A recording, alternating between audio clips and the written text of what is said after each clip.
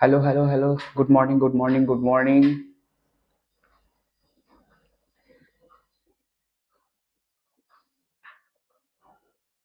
So, everyone, hello, good morning. আবার একটু সবাই মিলে কানেক্ট হয়ে নিই। আজকে সকালবেলা আমাদের ফার্স্ট হোপ লাইভ সিরিজ শুরু হতে চলেছে ক্লাস 11 এর অ্যাকাউন্টসের ক্লাস দিয়ে। তো সবাই জাস্ট জয়েন হও, দেন আমরা লাইভ ক্লাসটাকে কন্টিনিউ করব। এবং আমাদের আজকের লাইভ ক্লাস খুব খুব এক্সাইটেড হতে চলেছে।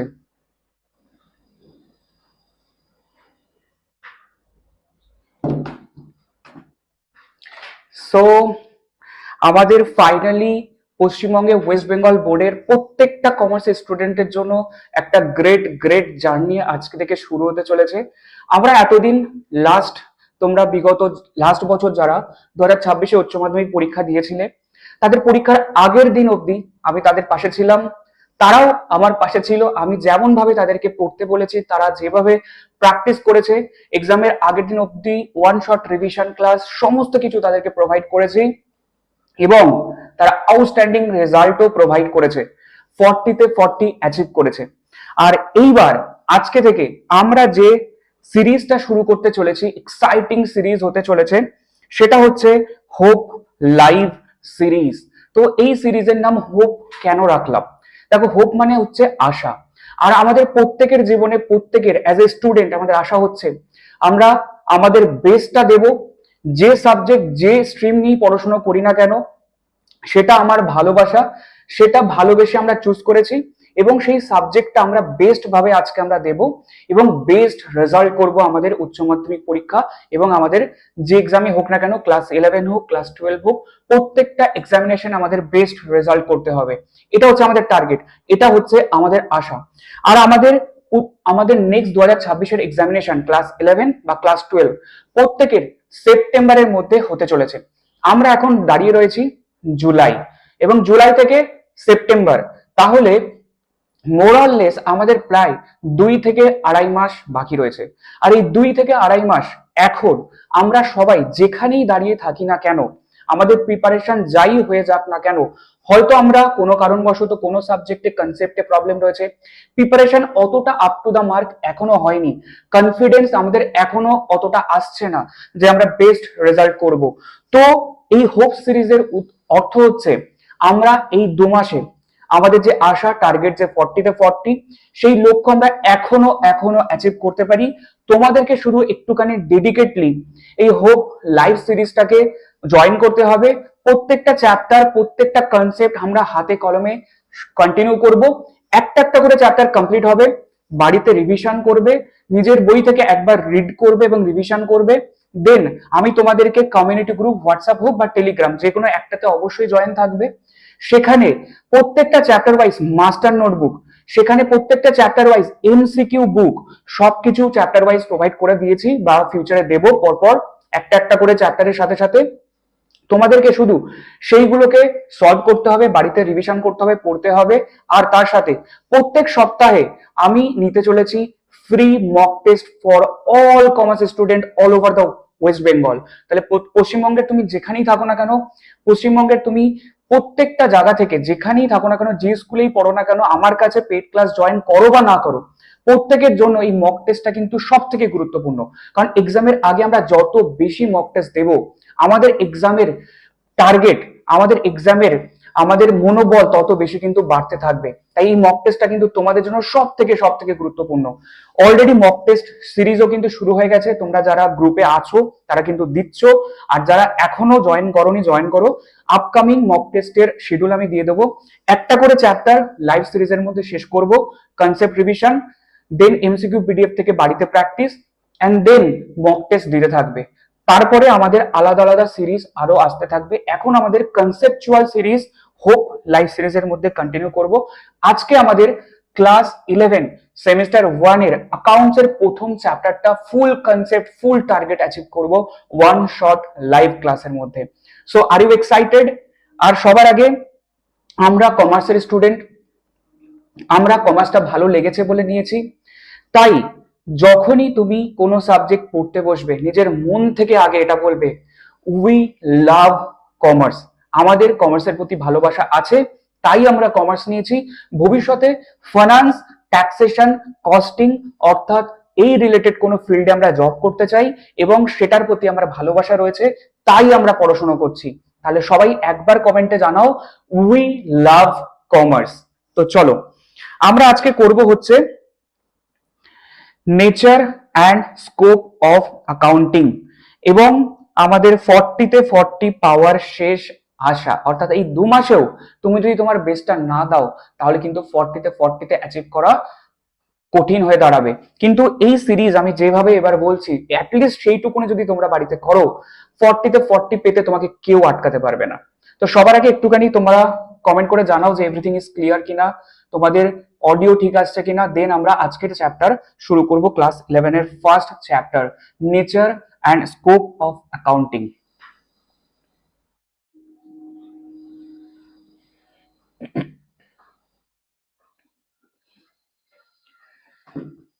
সো চলো আমাদের হিসাব শাস্ত্রের ভূমিকা অর্থাৎ অ্যাকাউন্টসের প্রথম দিন আমরা দাঁড়িয়ে রয়েছি। অর্থাৎ ধরে নাও এর আগে তুমি কোনোদিন অ্যাকাউন্টস পড়োনি, ক্লাস 11-এ আমাদের জীবনে প্রথমবার কমার্স, প্রথমবার অ্যাকাউন্টস নামের একটা জিনিস আমাদের জীবনে এসেছে এবং সেই জিনিসটা ইন্ট্রোডাকশন কি, হিসাব নিকাশ আমরা কেন পড়ছি, হিসাব শাস্ত্রের অর্থ কি, আমাদের জীবনে হিসাব শাস্ত্র কি কাজে লাগবে, কিভাবে জন্ম হয়েছে, আজকের দিনের মডার্ন অ্যাকাউন্টিং কিভাবে এলো, এই সমস্ত টপিকগুলো নিয়ে আমাদের কিন্তু এই ফার্স্ট চ্যাপ্টার,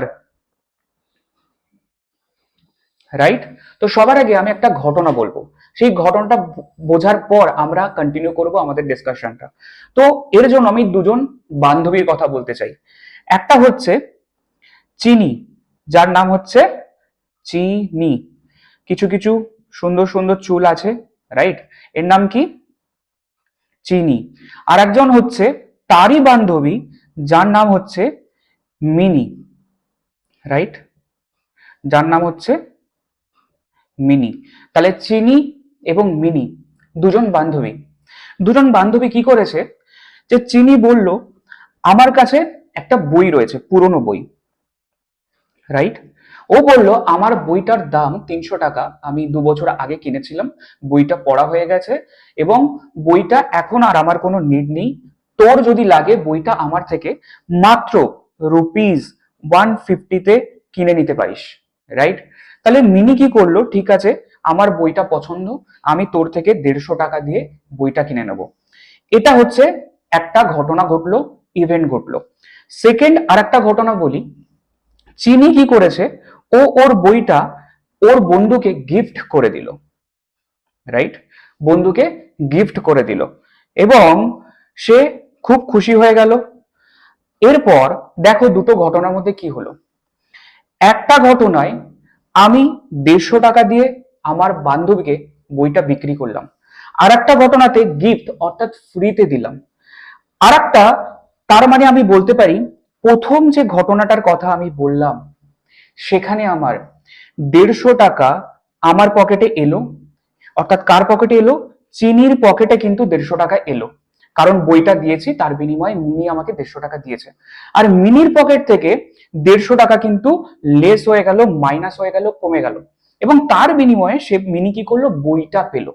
এবার তার মানে এখানে কি হচ্ছে, কারুর পকেটে টাকা আসছে, কারুর পকেট থেকে টাকা চলে যাচ্ছে, কারুর সম্পত্তি কমে যাচ্ছে, কারুর সম্পত্তি বেড়ে যাচ্ছে।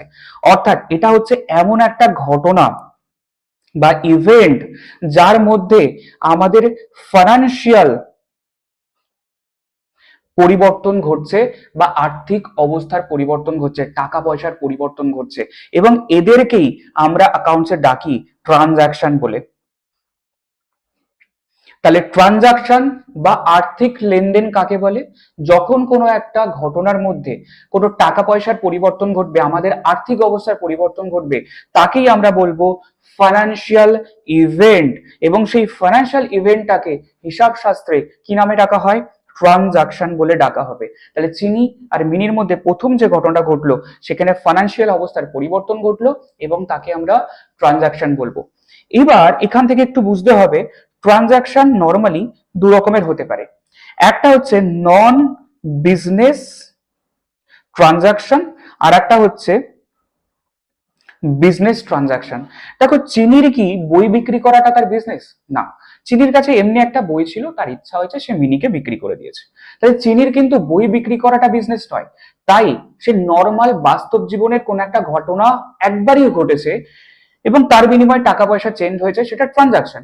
কিন্তু এটা কোনো বিজনেস ট্রানজাকশন নয়, কারণ এটা বিজনেস রিলেটেড কোনো ঘটনা ঘটেনি। কারণ চিনি বা মিনির বই বিক্রি করা বা বই কেনা ওদের কিন্তু ব্যবসা নয়। কিন্তু চিনির যদি বই বিক্রি করাটাই কাজ হতো, ওর যদি বইয়ের দোকান হতো এবং মিনি সেখান থেকে গিয়ে বইটা কিনেছে, তাহলে আমরা তাকে বলতাম বিজনেস ট্রানজাকশন। রাইট? তাহলে আমরা শিখলাম ট্রানজাকশন কাকে বলে, এবং সেই ট্রানজাকশন থেকেই আমাদের হিসাব নিকাশের প্রথম জার্নি শুরু হয়। তারপরে আমরা শিখেছি যে ট্রানজাকশন বিজনেস ট্রানজাকশন অথবা নন বিজনেস ট্রানজাকশন এই দু রকমের হয়ে থাকে। এরপর দ্বিতীয় যে ঘটনাটা আমি বলেছিলাম, যে চিনি কি করেছে, তার বন্ধুকে গিফট করলো মিনিকে। রাইট? তাহলে চিনি গিফট করলো মিনিকে, আমার ইচ্ছা হয়েছে বার্থডেতে গিফট করেছে। এটা ফলে কারো কি কোনো ফাইন্যান্সিয়াল এফেক্ট এলো? কারণ এর হয়তো বইটা কমে যাচ্ছে, কিন্তু সেটা তার জন্য এক্সপেন্সেস হিসেবে ট্রিট হবে। আর এখানে মিনি নর্মাল জীবনে কোনো ব্যবসা রিলেটেড নয়, সে শুধুমাত্র একটা গিফট পেলো। রাইট? তাই এটাকে আমরা নর্মালি হিসাবে রেকর্ড করব না, কারণ এটা আমার কোনো বিজনেস ট্রানজাকশন নয়, এটা আমাদের বাস্তব জীবনের নর্মাল নন বিজনেস ট্রানজাকশন। হ্যাঁ, চিনি মিনি নিজের বইতে এই ঘটনাটা লিখে রাখতে পারে, কিন্তু বিজনেসে কোনো এফেক্ট আসছে না। তাহলে আমরা বেসিক্যালি হিসাব শাস্ত্রে কোন ধরনের ঘটনাটাকে বেশি প্রাধান্য দেব? বিজনেস রিলেটেড ট্রানজাকশন, যেটাকে আমরা বলি বিজনেস ট্রানজাকশন। এবং ট্রানজাকশন কাকে বলে? যে ঘটনার মধ্যে আমাদের আর্থিক অবস্থার পরিবর্তন ঘটছে, সেটাই ফাইন্যান্সিয়াল ইভেন্ট। এবার যদি একটা কথা বলি, ফাইন্যান্সিয়াল ইভেন্ট তো বুঝতে পারলাম, আর ফাইন্যান্সিয়াল ইভেন্ট আবার দু রকমের হয়, বিজনেস ট্রানজাকশন আর নন বিজনেস ট্রানজাকশন। এটা তো আমাদের জন্য ক্লিয়ার। রাইট? এরপরে আরেকটা জিনিস আমরা দেখে নিই, যে নর্মাল ইভেন্ট আর ফাইন্যান্সিয়াল ইভেন্টের মধ্যে পার্থক্য কি। দেখো, নর্মাল ইভেন্ট মানে হচ্ছে আমাদের জীবনে প্রত্যেক দিন প্রত্যেক মুহূর্তে যা যা ঘটে যাচ্ছে, সেগুলো হচ্ছে আমাদের জন্য একটা নর্মাল ইভেন্ট। যেমন আমি আমার বন্ধুকে ফোন করে বললাম যে কালকে সকালে আমার বাড়িতে ঘুরতে আসিস। এটা একটা নর্মাল ঘটনা, বন্ধুকে বলেছি। এর জন্য কি কোনো আমার টাকা পয়সা গেছে বা টাকা পয়সা এসছে? আমার কি কোনো আর্থিক অবস্থার পরিবর্তন ঘটলো? ঘটলো না। তাই এটাকে আমরা নর্মাল ইভেন্ট বলে রাখবো। রাইট? আমি দেখলাম সকালবেলা উঠে বাইরে বৃষ্টি পড়ছে, এবং আমি আমার মাকে বললাম যে মা দেখো, আজকে সকাল থেকে বৃষ্টি শুরু হয়ে গেল। তাহলে বৃষ্টি হওয়াটা একটা নর্মাল ইভেন্ট। এর জন্য কি আমার কোনো টাকা পয়সার পরিবর্তন ঘটছে? ঘটছে না। তাহলে এটা একটা নর্মাল ইভেন্ট। আর ফাইন্যান্সিয়াল ইভেন্ট কাকে বলবো? যে ঘটনার মধ্যে বা যে ইভেন্টের মধ্যে আমাদের ফাইন্যান্স বা টাকা পয়সার পরিবর্তন ঘটবে, তাকে আমরা বলবো ফাইন্যান্সিয়াল ইভেন্ট, আর তাকেই আমরা বলবো ট্রানজাকশন। আর সেই ট্রানজাকশন গুলো নিয়েই আমরা কি শিখতে চলেছি?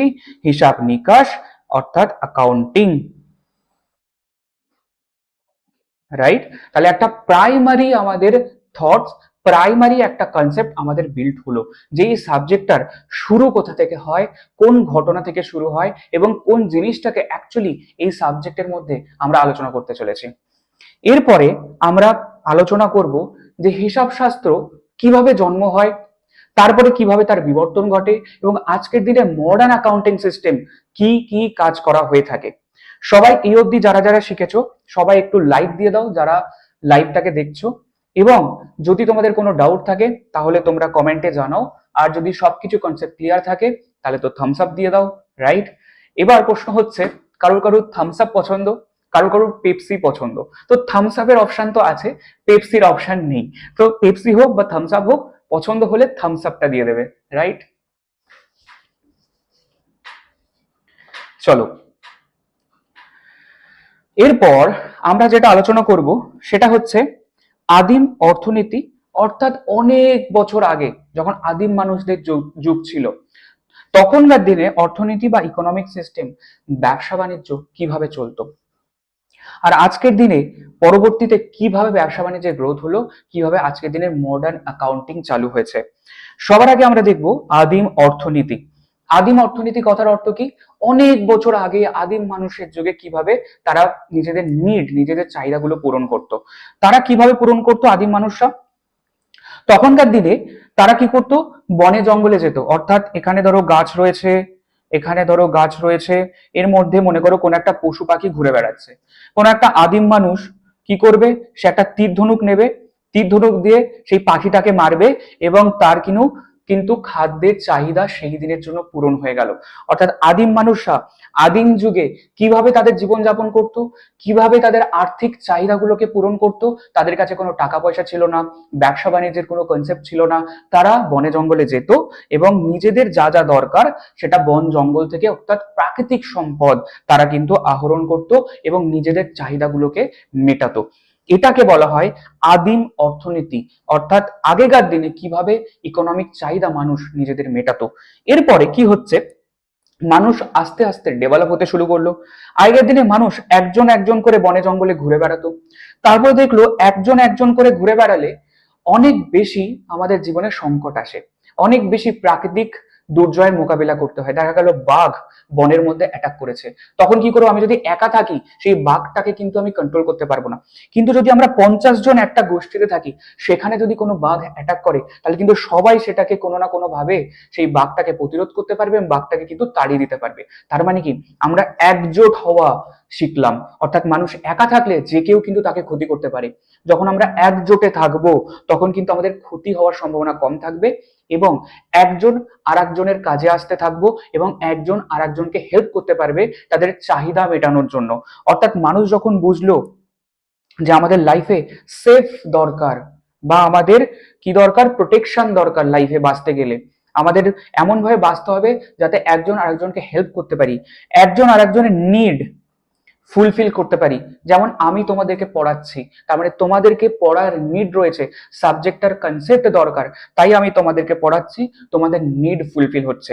এরকম ভাবে কি হলো, মানুষের ধীরে ধীরে ধীরে ধীরে চাহিদা বাড়তে থাকলো, নিজেদের নিড বাড়তে থাকলো। আগে মানুষ নর্মালি বনে জঙ্গলে যেত, পশু পাখি শিকার করতো, তাদের নিড ফুলফিল হয়ে যেত ওই দিনের জন্য। এখন মানুষ দেখছে, কোনো একদিন বনে জঙ্গলে গেছি, আমি পাখিটাকে শিকার করেছি, ওই দিনের খাবার তো উঠে গেল, কিন্তু পরের দিন দেখা গেল প্রচুর ঝড় বৃষ্টি হচ্ছে, তাহলে সেদিন আমি বনে জঙ্গলে যেতে পারবো না, তাহলে সেই দিন পশু শিকার করতে পারবো না, তাহলে সেই দিনের খাবারের অভাবটা আমার ফ্যামিলির জন্য কিভাবে মেটাতে পারবো। তখন মানুষের নিড জাগলো যে তাহলে একটা দোকান ব্যবস্থা চালু করতে হবে, যেখানে গেলেই আমি খাবার কিনতে পারবো সারা বছর, বা আমাকে আগে থেকে খাবারটাকে মজুত রাখতে হবে আমাদের খারাপ সময়ের জন্য, বা যখন ঝড় বৃষ্টি হবে বনে যেতে পারবো না তখনকার জন্য। তাহলে দেখো, প্রথম দিনের চাহিদা, প্রথম দিকে মানুষের চাহিদা আস্তে আস্তে পরিবর্তন ঘটছে আর আস্তে আস্তে বাড়ছে। এরপর কি হবে, মানুষের চাহিদা বৃদ্ধি হলো। এবার কেউ মনে করো কালকে বন জঙ্গল থেকে একটা পশু শিকার করে নিয়ে আসছে, রাইট, একটা পশু শিকার করে নিয়ে আসলো। এবার এই পশুটা থেকে যা মাংস পেলো তারা নিজের ফ্যামিলি তো খেয়ে নিল, প্লাস আরো এক্সট্রা রয়েছে, তাহলে সেটা তো আর খাবার লোক নেই, তাহলে সেটা ওয়েস্ট হয়ে যাবে। কিন্তু আর একটা ফ্যামিলি রয়েছে যাদের ওই দিন কোনো খাবার জোগাড় করা সম্ভব হয়নি, তাদের ওই মাংসের দরকার, রাইট। তাহলে এইখান থেকেই একজন আর একজনের মধ্যে পারস্পরিক সম্পর্ক তৈরি হলো, যে তোমার কাছে কোনো একটা জিনিস রয়েছে, আমার সেই জিনিসটা দরকার, তাহলে আমি তোমার থেকে সেই জিনিসটা কিনে নিতে পারি। কোনো ব্যক্তি নিজের প্রচেষ্টায় যে জিনিসটা আর্ন করেছে সেটা নিশ্চয়ই কাউকে ফ্রিতে দেবে না, কারণ এই ব্যক্তিটা যে মাংসটা এক্সট্রা রয়েছে সেটা নিশ্চয়ই অপর ব্যক্তিকে ফ্রিতে দেবে না, তাহলে ওকে কিছু একটা জিনিস একে দিতে হবে এবং তার বিনিময়ে ওকে ওকে কিছু একটা জিনিস দিতে হবে। তাহলে এই যে সিস্টেম, অর্থাৎ আমি কাউকে কিছু একটা দেব, তার বিনিময়ে তুমিও আমাকে কিছু একটা দেবে, এইটাকে বলা হয় বিনিময় প্রথা বা বার্টার সিস্টেম। বাটার মানে আমুল বাটার নয়, এখানে বাটার মানে BARTER, বার্টার সিস্টেম বা বিনিময় প্রথা। দেখো এই ছবিতে আমরা দেখতে পাচ্ছি একজন আদিম মানুষ, ইংরেজরা ছিল, তাদেরকে দেখো একটা পশু শিকার করে তাদেরকে দিচ্ছে, তার মানে আদিম মানুষটা ওদেরকে কি দিল, সেই পশুটাকে দিল, এবং তার বিনিময়ে হয়তো খাবার দ্রব্য বা কিছু ওই আদিম মানুষটা পেল। তাহলে একজন তার জিনিসটা আর একজনকে দিল এবং তার বিনিময়ে সে আর একটা জিনিস পেল। এই যে ব্যবস্থা, একটা জিনিসের পরিবর্তে আর একটা জিনিস নেওয়া, এটাকে বলা হয় বার্টার সিস্টেম বা বিনিময় প্রথা। Got it? এরপরে পরবর্তীকালে আজকের দিনে কি দেখা যাচ্ছে, যে বিনিময় ব্যবস্থার মাধ্যমে ব্যবসা তো চলে যাচ্ছে, আমাদের নিডও ফুলফিল হয়ে যাচ্ছে, কিন্তু একটা সমস্যা আছে। বলতো কি সমস্যা? সমস্যাটা হচ্ছে অসম বিনিময়। অসম বিনিময় মানে কি? ও যে জিনিসটা দিল তার যা ভ্যালু এবং তার বিনিময়ে ও জিনিসটা পেল তার যা ভ্যালু, সেটা সব সময় ইকুয়াল হচ্ছে না, সেম হচ্ছে না। অনেক সময় দেখা যাচ্ছে ও বেশি মূল্যের বা বেশি তার যা ভ্যালু সেই জিনিসটা দিল এবং তার বিনিময়ে সে কম জিনিসটা বা কম ভ্যালুর জিনিসটা পেল। তাহলে অসম বিনিময় দেখা যায় এই বার্টার সিস্টেমের মধ্যে। তারপরে মানুষের কি নিড জন্মালো, যে এই অসম বিনিময় ব্যবস্থার কিছু একটা আমাদের সমস্যা দূর করতে হবে, এমন একটা সিস্টেম চালু করতে হবে যার মধ্যে আমাদের এই অসম বিনিময় ব্যবস্থার কোনো সমাধান বেরোবে। তারপরেই মানুষের মধ্যে জন্মালো কারেন্সি সিস্টেম। কারেন্সি কথার অর্থ কি? টাকা পয়সা বা মানি, রাইট? তাহলে বর্তমান দিনে আমরা কিসের মাধ্যমে বিনিময় করে থাকি? টাকা পয়সার মাধ্যমে। কারণ প্রত্যেকের সারা ওয়ার্ল্ডে টাকার ভ্যালু সেম, এবং সেই টাকার বিনিময়ে কোনো একটা জিনিস যখন কিনছি সেই জিনিসের যা দাম, তুমি সেই মূল্যের টাকাটা তুমি দাও এবং তুমি সমমূল্যের জিনিসটা রিটার্ন পাচ্ছ, যেটা বিনিময় ব্যবস্থা বা বার্টার সিস্টেমে সম্ভব ছিল না। তাই পরবর্তীকালে বর্তমানে কারবারের উৎপত্তি হয় বা বিজনেসের উৎপত্তি হয় মডার্ন জেনারেশনের মধ্যে। সেখানে মানুষ কি করলো? বিনিময় ব্যবস্থার সমাধান করার জন্য মানিকে আনলো, অর্থাৎ টাকা পয়সার প্রচলন করলো এবং নিজের দোকান বা ব্যবসা বা বিজনেস শুরু করলো। কেন? এখানে একজন বিজনেসম্যান নিজের দোকানের মধ্যে সমস্ত জিনিসগুলো রেখে দেয়। তোমার দরকার, তুমি দোকানে আসছো, টাকা দিচ্ছ, জিনিস নিয়ে চলে যাচ্ছ এবং তার বিনিময়ে বিজনেসম্যান প্রফিট বা লাভ করছে, রাইট? এই যে সিস্টেম, এটাই হচ্ছে আমাদের মডার্ন বিজনেসের সিস্টেম বা আধুনিক বিজনেসের সিস্টেম। তাহলে আগেকার দিনে বিজনেস কিভাবে হতো? বার্টার সিস্টেমে। এখনকার দিনের বিজনেস কিভাবে হয়? আমাদের টাকা পয়সা বা কারেন্সি সিস্টেমের মাধ্যমে। চলো, তাহলে বর্তমান ব্যবসার বিবর্তন এবং মুদ্রার প্রচলন। তাহলে বর্তমানে সভ্যতার বিকাশ ঘটেছে, মানুষ যত সভ্য হতে শুরু করলো, বিজনেস শুরু করলো, নিজের দোকান খুললো, তারপরে কি শুরু করলো? মুদ্রার প্রচলন করলো, কারেন্সি সিস্টেম করলো, আর তারপরে তার মাধ্যমে আস্তে আস্তে আস্তে আস্তে তার বিজনেসটাকেও গ্রো করছে, সভ্যতারও বিকাশ ঘটছে। এরপর এরপরে আমরা আসলাম মডার্ন বিজনেসে। এবার ভাবো, যেই মডার্ন বিজনেসটা শুরু হলো, মানুষের মধ্যে কি নিড আসবে? প্রত্যেক দিন প্রচুর টাকা আমাদের দোকানে আসছে, আমি আমার জিনিস বিক্রি করছি এবং আবার কোথাও গিয়ে আমি জিনিসটাকে কিনে আনছি, তার মানে আমাকে টাকা পেমেন্ট করতে হচ্ছে, পারচেস করতে হচ্ছে, তারপরে আমি আবার সেটাকে সেল করছি বা বিক্রি করছি, রাইট? এবারে এই যে সেল বা বিক্রি করছি, সেই বিক্রি বা সেল করার জন্য প্রচুর প্রচুর ট্রানজাকশন প্রত্যেকদিন ঘটছে। সেটাকে যদি আমি হিসাব না রাখি, অ্যাকাউন্টিং যদি না করি, অ্যাকাউন্টিং যদি খাতার মধ্যে প্রত্যেক দিনের ঘটনা প্রত্যেক দিন ডেট অনুযায়ী লিখে লিখে না রাখে, তাহলে আমি জানতে পারবো না সারাদিন কত টাকা এসেছে, কত টাকা গেছে। এবং এখান থেকেই মডার্ন বিজনেস সিস্টেমে মানুষের মধ্যে প্রথম নিড এলো যে আমাকে প্রত্যেকটা ঘটনার হিসাব রাখতে হবে হাতে কলমে, রাইট? এবারে সেই মডার্ন যে হিসাব নিকাশ রাখার প্রথম চিন্তা ভাবনা করেছিলেন, তার নাম হচ্ছে আমাদের ফ্রা লুকা প্যাসিওলি। এই লুকা প্যাসিওলি, ইনি ছিলেন একজন ম্যাথামেটিশিয়ান, অর্থাৎ আমাদের গণিতবিদ। এবং সেই ম্যাথামেটিশিয়ান বা লুকা প্যাসিওলি প্রথমবার একটা মেথড আবিষ্কার করেন হিসাব রাখার, এবং সেই দিন থেকেই আমাদের কিন্তু মডার্ন অ্যাকাউন্টিং সিস্টেমের জন্ম হয়। তিনি বলেছিলেন দুতরফা দাখিলা পদ্ধতি বা ডাবল এন্ট্রি সিস্টেমের কথা। আমরা পরবর্তী চ্যাপ্টার্সের মধ্যে এই ডাবল এন্ট্রি সিস্টেম বা দুতরফা দাখিলা পদ্ধতি কাকে বলে আমরা শিখবো। আজকে আমরা কি জানলাম? দুটো ইম্পর্টেন্ট ইনফরমেশন জানলাম, যেটা আমাদের কিন্তু এমসিকিউ এর জন্য ভেরি ভেরি ইম্পর্টেন্ট। এখান থেকে এমসিকিউ কিন্তু দেয়। তাহলে আমরা প্রথমে জানলাম হিসাব বিজ্ঞানের জনক। হিসাব বিজ্ঞানের জনককে, সেটা হচ্ছে লুকা প্যাসিওলি। কত খ্রিস্টাব্দে তার বইতে প্রথম মডার্ন অ্যাকাউন্টিং সিস্টেমের কথা উনি বলেছিলেন? উনি বলেছিলেন 1494, অর্থাৎ 1494 খ্রিস্টাব্দে লুকা প্যাসিওলি, যিনি ছিলেন একজন গণিতবিদ বা ম্যাথামেটিশিয়ান, তিনি তার বইয়ের মধ্যে দুতরফা দাখিলা পদ্ধতি বা ডাবল এন্ট্রি সিস্টেমের কথা বলেন। আর এই ডাবল এন্ট্রি সিস্টেমটাই হচ্ছে আধুনিক হিসাব নিকাশের পদ্ধতি বা বেস বলতে পারো। তাহলে এখান থেকে 1 নম্বর হিসাব নিকাশের জনককে একটা ইম্পর্টেন্ট এমসিকিউ। কত খ্রিস্টাব্দে ডাবল এন্ট্রি সিস্টেম চালু হয়? 1494, 1494। এবং কে লেখেন বা কে প্রচলন করেন এই দুতরফা দাখিলা পদ্ধতি? Luca Pacioli. তাহলে এতগুলো কিন্তু আমাদের এমসিকিউ ইম্পর্টেন্ট আমাদের ক্লিয়ার হয়ে গেল। এখনো পর্যন্ত আমরা যা যা শিখেছি সেইগুলো সম্পর্কে যদি তোমাদের কোনো ডাউট থাকে একবার তোমরা কমেন্ট করে আমাকে জানাও।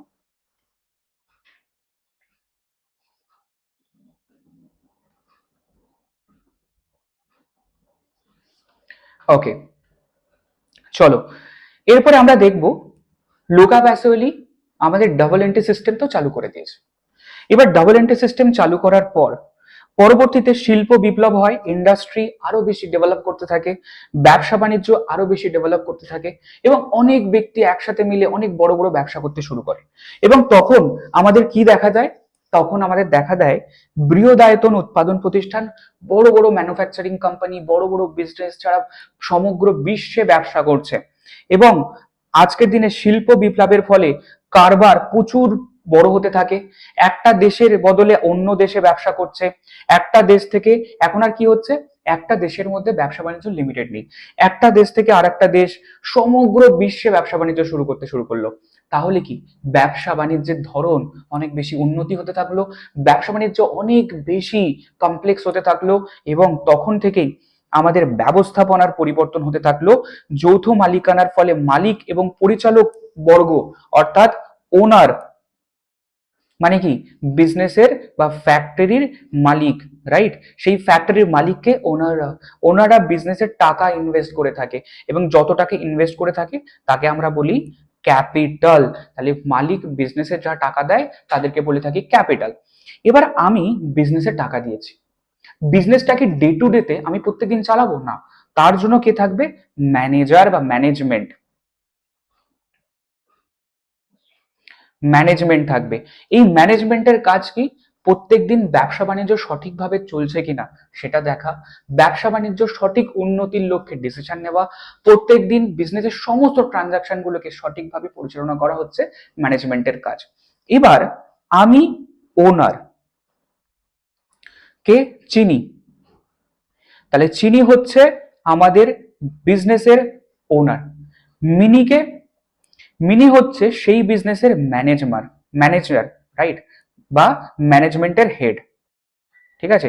ম্যানেজমেন্টের হেড। এবার আমি টাকা দিয়েছি বিজনেসে, চিনি, আমি মিনিকে কি বলবো? এই যে টাকাটা নিয়ে ব্যবসাটা পরিচালনা করলে, সারা বছর ধরে ব্যবসাটা কিভাবে পরিচালিত হয়েছে, কত টাকা প্রফিট হয়েছে, কত সম্পত্তি রয়েছে, কত লোকে আমার কাছে টাকা পাবে, এই সমস্ত হিসাব ওনার দেখতে চাইবে কিনা। তারপরেই আমাদের হিসাব নিকাশ বা অ্যাকাউন্টিং এর নিডও জন্মে গেল, কমপ্লেক্স অ্যাকাউন্টিং এর নিড জন্মে গেল। তাহলে যেমন করে বৃহদায়তন প্রতিষ্ঠানের গ্রো করতে থাকলো, ব্যবস্থাপনার পরিবর্তন হতে থাকলো, মালিক এবং ব্যবস্থাপকদের মধ্যে একটা নিড জন্মে গেল হিসাব নিকাশ রাখার বা অ্যাকাউন্টিং এর, রাইট? এইভাবে তাহলে মালিক কি চাইবে? যেমন একটা ট্রু অ্যান্ড ফেয়ার অ্যাকাউন্টিং রাখা হোক, যেখানে যা যা ইনফরমেশন দেখানো হয়েছে আমরা সেটা ট্রাস্ট করতে পারবো, রাইট? তাহলে আমরা সেটাকে ট্রাস্ট করতে পারবো, অর্থাৎ বিশ্বাসযোগ্যতা লাগবে। এবং পরিচালক মন্ডলীও এমন ভাবে তার হিসাব নিকাশটা রাখবে যাতে মালিকের বিশ্বাস আসে তার উপরে, যাতে বিজনেস ধীরে ধীরে ধীরে ধীরে আরো বড় হতে থাকে, আমাদের ইনকামও বাড়তে থাকে তার সাথে সাথে, রাইট? এরপরেই আমাদের মডার্ন অ্যাকাউন্টিং এর নিড জন্মে গেল। এরবার কি হচ্ছে? সর্বজন গ্রাহ্য নীতি বা gap. Gap, GAAP, gap. Gap কথার অর্থ হচ্ছে generally accepted accounting principal. Another very very important MCQ, right? এখান থেকে কিন্তু আমাদের এমসিকিউ দেয় যে গ্যাপের ফুল ফর্ম কি? Generally accepted accounting principles, right? এবার কি হচ্ছে? আমরা দেখলাম বিজনেস অনেক বড় হতে থাকলো, সারা বিশ্বে ব্যবসা হচ্ছে এবং প্রত্যেকটা মালিক এবং ব্যবস্থাপক প্রত্যেকের মধ্যে আমাদের কিন্তু হিসাব রাখার একটা প্রয়োজনীয়তা জন্মে গেল। এবার কি হবে? এক একজন ব্যক্তি অর্থাৎ এক একজন অ্যাকাউন্টেন্ট কি করছে? নিজের মতো করে অ্যাকাউন্টিং করছে। অর্থাৎ এ মনে করো অ্যাকাউন্টেন্ট ওয়ান কোন কোম্পানির? ABC কোম্পানির, সে নিজের মতো করে হিসাব রাখছে। আবার বি কোম্পানির যে অ্যাকাউন্টেন্ট রয়েছে সে আবার নিজের মতো করে হিসাব রাখছে, আমেরিকাতে একজন অ্যাকাউন্টেন্ট রয়েছে সে নিজের মতো করে হিসাব রাখছে। তাহলে বিভিন্ন ব্যক্তি বিভিন্ন দেশে বিভিন্ন জায়গায় নিজের মতো করে হিসাব রাখতে শুরু করলো। বলো তখন একটা সমস্যা দেখা দেবে কিনা? কারণ আমি যাকে অ্যাসেট বলছি তুমি হয়তো তাকে সম্পত্তি বলছো না, আমি হয়তো যাকে লাইবিলিটি বলছি তুমি হয়তো তাকে লাইবিলিটি বলছো না, আমি যাকে ইনকাম বলছি তুমি হয়তো তাকে ইনকাম বলছো না। অর্থাৎ বিভিন্ন অ্যাকাউন্টেন্টের মধ্যে মতবিরোধ দেখা যেতে শুরু করে। তখনই মানুষের মধ্যে একটা নিড এলো, তখনই হিসাব শাস্ত্রে একটা নিড এলো যে গ্লোবালি প্রত্যেকের মধ্যে অ্যাকসেপ্টেড এরকম কিছু প্রিন্সিপালস, রুলস বা নীতি তৈরি করতে হবে, যে নীতিটা সারা বিশ্বের অ্যাকাউন্টেন্টরা, সারা বিশ্বের হিসাব নিকাশ যারা করবে, প্রত্যেকটা কোম্পানি, প্রত্যেকটা বিজনেস, প্রত্যেকটা ব্যক্তি সেই নীতি অনুযায়ী তার হিসাব নিকাশ করবে। এবং সেটাকেই বলা হয় সর্বজন গ্রাহ্য নীতি বা gap, generally accepted accounting principles. তাহলে এই নীতি আনার অর্থ কি ছিল? যেমন কিছু রুলস বা নীতি তৈরি করতে হবে যেটা সারা বিশ্বের প্রত্যেকটা অ্যাকাউন্টেন্ট ফলো করবে। তাহলে একই নীতি বা একই প্রিন্সিপাল যদি সবাই ফলো করে তাহলে প্রত্যেকের হিসাব নিকাশ সমজাতি হবে কিনা।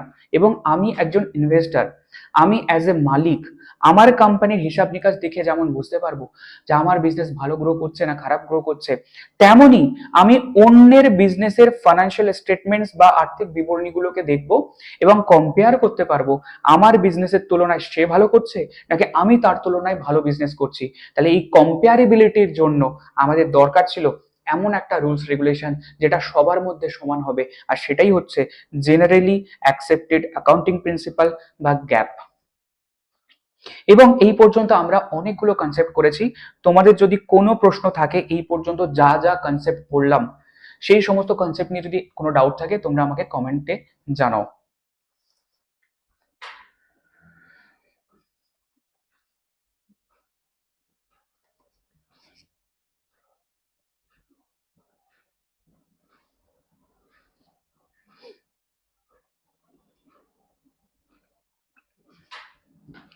চলো এরপরে আমরা কি করব, আধুনিক হিসাব শাস্ত্র বা মডার্ন অ্যাকাউন্টিং এর জন্ম হলো।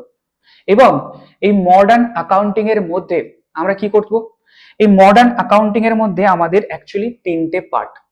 তিনটে পার্টের মধ্যে প্রথমে হচ্ছে বুক কিপিং বা হিসাব রক্ষণ, তারপরে হচ্ছে অ্যাকাউন্টিং বা হিসাব নিকাশ, আর তারপরে হচ্ছে অ্যাকাউন্টেন্সি বা হিসাব শাস্ত্র।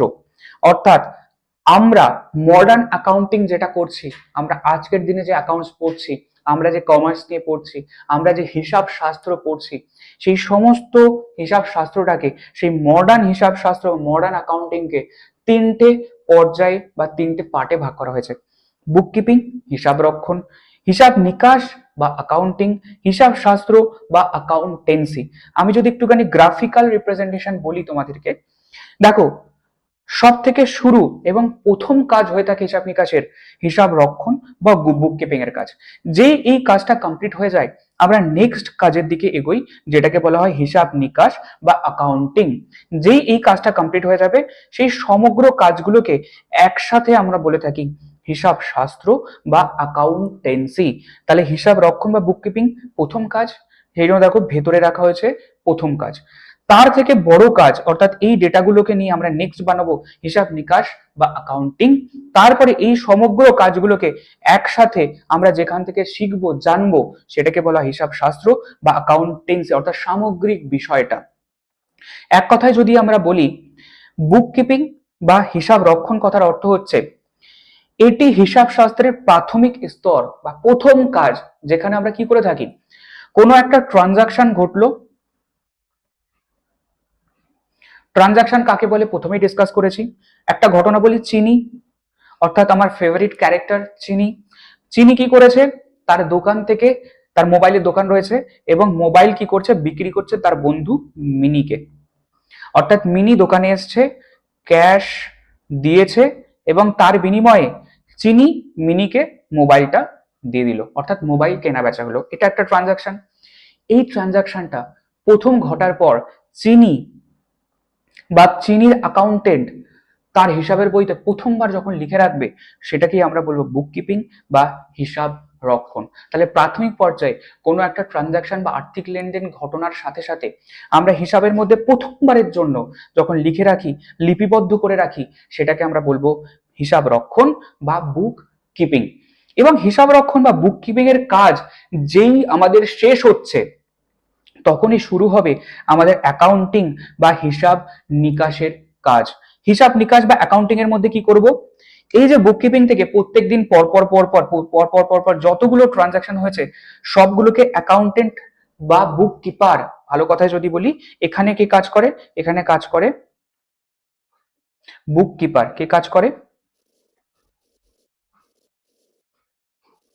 বুক কিপার, রাইট। তাহলে এখানে আমাদের কাজ করবে হচ্ছে বুক কিপার। বুক কিপারের কাজ কি, বুক কিপারের কাজ হচ্ছে বা হিসাব রক্ষণকারীর কাজ হচ্ছে প্রথমবারের জন্য ট্রানজাকশন গুলো হিসাবের মধ্যে লিখে রাখা পরপর ডেট ওয়াইজ, এবং তারপরে আরো বেশ কিছু কাজ রয়েছে, সেই কাজগুলো করার পর তার বুক কিপিং এর কাজ শেষ হয়। এবং এই বুক কিপিং এর কাজ করার পর বুক কিপারের তথ্যগুলোকে নিয়ে অ্যাকাউন্টেন্ট, অর্থাৎ অ্যাকাউন্টেন্ট অ্যাকাউন্টেন্টের কাজ শুরু হবে। এবং অ্যাকাউন্টেন্ট যে কাজগুলো করে থাকে তাকে আমরা বলে থাকি হিসাব নিকাশ বা অ্যাকাউন্টিং। অ্যাকাউন্টিং এর মধ্যে একজন হিসাব রক্ষক বা আমাদের অ্যাকাউন্টেন্ট কি কাজগুলো করে, এই সমস্ত তথ্যগুলোকে বিশ্লেষণ করবে এবং উপস্থাপন করবে, এবং বিশ্লেষণ করার জন্য বেশ কিছু সে অ্যাকাউন্টস বানাবে। ইম্পর্টেন্ট অ্যাকাউন্টস এর যদি কথা বলি তাহলে আমাদের এখানে বানাতে হয় trading account, profit and loss account and balance sheet. মোটামুটি তিনটে ইম্পর্টেন্ট জিনিস অ্যাকাউন্টেন্ট কিন্তু হিসাব নিকাশ বা অ্যাকাউন্টিং এর মধ্যে বানিয়ে রাখে। কোন তথ্যকে নিয়ে, হিসাব রক্ষক বা বুক কিপারের তথ্যগুলোকে নিয়ে, রাইট। এবং তার মানে আমি বলতে পারি বুক কিপার কি কাজ করেছিল, বুক কিপার বুক কিপিং এর কাজ করেছিল। এবং তার মধ্যে কি কি কাজ আছে, একটা হচ্ছে জার্নাল, তারপরে কি আসে লেজার, রাইট। এই জার্নাল লেজার গুলো কে বানায়, বুক কিপার বানায়। এবং সেখানকার তথ্যগুলোকে নিয়ে অ্যাকাউন্টেন্ট কি বানায়, অ্যাকাউন্টেন্ট বানায় trading account, PL account, balance sheet, এবং আরো একটা জিনিস বানায় ট্রায়াল ব্যালেন্স। আমরা এগুলোকে নিয়ে বিস্তারিত এদের চ্যাপ্টারের মধ্যে আরো আলোচনা করব। তাহলে প্রথমের কাজ হয়ে গেল বুক কিপারের কাজ, তার ইনফরমেশন গুলোকে নিয়ে অ্যাকাউন্টেন্ট অ্যাকাউন্টিং এর কাজ শুরু করলো, হিসাব রক্ষণের কাজ শুরু করলো, বিশ্লেষণের কাজ শুরু করলো, রাইট। এবং তারপরে এই সমস্ত কাজ যেগুলো হলো, এই সমস্ত কাজগুলো করার জন্য আমার তো আগে অ্যাকাউন্টেন্ট হতে হবে, আমাকে তো আগে বুক কিপার হতে হবে, এই সমস্ত পদ্ধতিগুলোকে জানতে হবে। এই সামগ্রিক বিষয়টা, সামগ্রিক সিস্টেমটা, যে সাবজেক্ট, যে শাস্ত্র, যে বিষয় পড়লে আমরা জানতে পারি তাকেই আমরা বলে থাকি হিসাব শাস্ত্র বা অ্যাকাউন্টেন্সি। তাহলে পুরো বিষয়টাকে আমরা বলতে পারি হিসাব শাস্ত্র বা অ্যাকাউন্টেন্সি। অ্যাকাউন্টেন্সি পড়ে আমরা দুটো কাজ শিখতে পারি, একটা হচ্ছে অ্যাকাউন্টিং এর কাজ বা হিসাব নিকাশের কাজ, আর একটা হচ্ছে বুক কিপিং এর কাজ বা হিসাব রক্ষণের কাজ। সবাই থামস আপ, বুঝতে পারলে?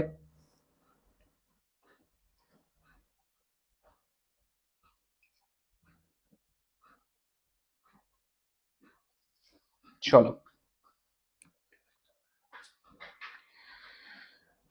এরপর এবারে আমরা যে আলোচনাগুলো করলাম সেই প্রসেস অফ অ্যাকাউন্টিংটাকে আমরা একটু ডিপলি অ্যানালিসিস করব। যে শুরুতে বুক কিপার প্রথমবার ট্রানজাকশন ঘটেছে, তার বুক কিপিং এর কাজ শুরু করলো। তাহলে আমরা প্রথম কোথায় দাঁড়িয়ে রয়েছি, আমরা প্রথম দাঁড়িয়ে রয়েছি এখানে। তাহলে এখানে কি হচ্ছে, আমাদের একটা ট্রানজাকশন ঘটলো, বা ট্রানজাকশন ঘটার আগে যদি বলি একটা ইভেন্ট ঘটেছে। ইভেন্ট মানে কি, নর্মাল ঘটনা, আমাদের চারিদিকে যা যা ঘটছে সেগুলো সবই হচ্ছে একটা একটা ইভেন্ট বা ঘটনা। এবার সেই ইভেন্ট গুলোকে আইডেন্টিফাই করবে আমাদের বুক কিপার। কি আইডেন্টিফাই করবে, যে সমস্ত ইভেন্ট গুলোর মধ্যে কোনটা কোনটা ফাইন্যান্সিয়াল ইভেন্ট, কোনটা কোনটা আমাদের আর্থিক ঘটনা। তাহলে যেই আমার আইডেন্টিফাই হয়ে গেল যে এই ইভেন্ট গুলোর মধ্যে কোনটা কোনটা ফাইন্যান্সিয়াল ইভেন্ট আর কোনটা কোনটা নন ফাইন্যান্সিয়াল ইভেন্ট, নন ফাইন্যান্সিয়াল ইভেন্টগুলোকে আমরা হিসাব বানাবো না, হিসাবের মধ্যে লিখবো না, শুধুমাত্র ফাইন্যান্সিয়াল ইভেন্টগুলোকে আমরা হিসাবের মধ্যে হিসাব রাখবো। তাহলে যেই আইডেন্টিফাই হয়ে গেল, আইডেন্টিফাই কে করলো? বুককিপার। বুককিপার বা আমাদের হিসাব রক্ষক। হিসাব রক্ষক কি করছে? আমাদের বুককিপার বুককিপিং এর মধ্যে প্রথম আইডেন্টিফাই করলো কোনটা ফাইন্যান্সিয়াল ইভেন্ট, কোনটা নন ফাইন্যান্সিয়াল ইভেন্ট, এবং সমস্ত ফাইন্যান্সিয়াল ইভেন্টগুলোকে আমরা কি নামে ডাকি? ট্রানজাকশন নামে ডেকে থাকি। এবং এই ট্রানজাকশন গুলোকে সে প্রথমবারের জন্য লিপিবদ্ধ করবে, রেকর্ডিং করবে, জার্নালাইজ করবে। কিসের মধ্যে? জার্নাল এন্ট্রির মধ্যে। Journal, right? তাহলে প্রথমবারের জন্য ও কোথায় রেকর্ড করবে? জার্নাল বইয়ের মধ্যে। অর্থাৎ একটা বই থাকবে যেটাকে আমরা বলে থাকি প্রাথমিক বই। প্রাথমিক বই কেন বলছি? কারণ প্রথমবারের জন্য বুককিপার সমস্ত ট্রানজাকশন গুলোকে সেখানে লিখে রাখছে, তাই একে বলা হয় প্রাথমিক বই বা প্রাইমারি বুক। এবং সেই প্রাইমারি বুকের মধ্যে সমস্ত জার্নাল এন্ট্রিগুলোকে ডেট ওয়াইজ পরপর পরপর লিখতে থাকবে। এবার অনেক সময় দেখা যায় অনেক বড় বড় প্রতিষ্ঠান যেমন টাটা কোম্পানি, রিলায়েন্স কোম্পানি, এদের মতো কোম্পানিতে এক এক দিনে লাখ লাখ ট্রানজাকশন হচ্ছে, অর্থাৎ নাম্বার অফ ট্রানজাকশন অনেক বেশি এবং অ্যামাউন্টও অনেক অনেক বেশি। তখন যদি একটাই বইয়ের মধ্যে সমস্ত ট্রানজাকশন গুলো লিখতে থাকি, তাহলে ভাবো সেই বইটা কতটা বড় হয়ে যাবে, সেই ট্রানজাকশন গুলো লেখার পদ্ধতি কতটা কমপ্লেক্স হয়ে যাবে। কারণ এক এক দিনে লাখ লাখ ট্রানজাকশন হচ্ছে, তাহলে সকালবেলা কোন ট্রানজাকশন হয়েছে বিকেলবেলা ভুলে যাবো। এরকম ভাবে প্রত্যেক মাস চলছে, তাহলে প্রত্যেক মাসের মধ্যে কোনো একটা অ্যাকাউন্টিং এ যদি ভুল হয় সেটা ধরাটা কতটা ডিফিকাল্ট হতে চলেছে, কারণ একটাই বইয়ের মধ্যে সবকিছু লিখে রেখেছি। তাই বড় বড় প্রতিষ্ঠানের জন্য এই জার্নাল বইয়ের অল্টারনেটিভে আরো কিছু ছোট ছোট জার্নাল বই বানিয়ে রাখা হয়। সেই ছোট ছোট জার্নাল বইয়ের মধ্যে একটা হচ্ছে cash book, petty cash book, purchase book, sales book, purchase return book, sales return book, bill receivable book, bills payable book and journal proper. তাহলে জার্নাল হচ্ছে প্রাথমিক বই, যেখানে সমস্ত ট্রানজাকশন গুলো পরপর ডেট ওয়াইজ আমরা লিখে রাখছি। কিন্তু বৃহৎ প্রতিষ্ঠানের জন্য একটা বই মেনটেন করাটা সম্ভব হয় না, তাই আলাদা আলাদা অ্যাকাউন্টেন্ট বা আলাদা আলাদা ব্যক্তি আলাদা আলাদা বইয়ের মধ্যে এক একটা স্পেসিফিক ট্রানজাকশন গুলোকে লিখে রাখে। যেমন করে ক্যাশ বুকের মধ্যে সমস্ত ক্যাশ ট্রানজাকশন গুলো বা নগদ ট্রানজাকশন গুলো রেখে রাখবে, এবং নগদ ট্রানজাকশন বাদে সমস্ত অনগদ ট্রানজাকশন বা ক্রেডিট ট্রানজাকশন গুলো, ধারের ট্রানজাকশন গুলো লিখে রাখার জন্য আমরা আরো বেশ কিছু বই বানিয়েছি। সেই বইয়ের মধ্যে প্রথম বই হচ্ছে আমাদের, আচ্ছা, ক্যাশ বুকের মধ্যে ছোট একটা ক্যাশ বুক হয় যাকে আমরা খুচরো নগদান বই বলি। এই দুটো আগে বলি, তারপরে বাকি বলছে। দেখো, ক্যাশ বুকের মধ্যে সমস্ত ক্যাশ ট্রানজাকশন গুলো লিখে রাখছি, যত নগদে আদান প্রদান হচ্ছে। এবার মনে করো টাটা কোম্পানি। টাটা কোম্পানি এক এক দিনে 1 লাখ, 2 লাখ, 3 লাখ, 1 কোটি এরকম বড় বড় ট্রানজাকশন হচ্ছে। বিজনেসে ছোট ছোট ট্রানজাকশনও তো হয়। তাই বলে বিজনেসে একটা পেন কেনার দরকার পড়েছে, অফিস থেকে গিয়ে 5 টাকার একটা পেন কিনে এনেছে। আবার অফিসে মিটিং চলছে, মিটিং এর মধ্যে চা খাওয়া হয়েছে, 5 টাকার চা, 10 টাকার সিঙ্গাড়া, রাইট? এবার যেখানে ক্যাশ বুকের মধ্যে অ্যাকাউন্টেন্ট 1 লাখ, 2 লাখ, 1 কোটি টাকার ট্রানজাকশন দেখাচ্ছে, তার মাঝখানে ছোট একটা 5 টাকার সিঙ্গাড়া, অ্যাকাউন্টিং কি হবে? সেটা কি গুড অ্যাকাউন্টিং হবে বা একটা ফানি হয়ে যাবে না? সেই জন্য বলা হয় সারা মাসের মধ্যে এই ছোট ছোট খরচাগুলোকে নিয়ে তুমি আগে একটা ছোট বা খুচরো নগদান বই বানাও, এবং সারা মাসে যত ছোট ছোট খরচাগুলো হয়েছে সেই খরচাগুলোকে জুড়লে সারা মাসে একটা বড় খরচা পাওয়া যাবে, এবং সেই খরচাগুলোকে নিয়ে আমাদের মেন ক্যাশবুকের মধ্যে লিখতে হবে। তাহলে আমি বলতে পারি ক্যাশবুকটা হচ্ছে আমাদের মেন, এবং তার আন্ডারে একটা ছোট ক্যাশবুক বানানো হয় যাকে বলা হয় খুচরো নগদান বই বা পেটি ক্যাশবুক। তাহলে এই দুটো বই আমরা কিসের জন্য বানাচ্ছি? সমস্ত ক্যাশ ট্রানজাকশন গুলো বা নগদ ট্রানজাকশন গুলোকে রেকর্ড করার জন্য।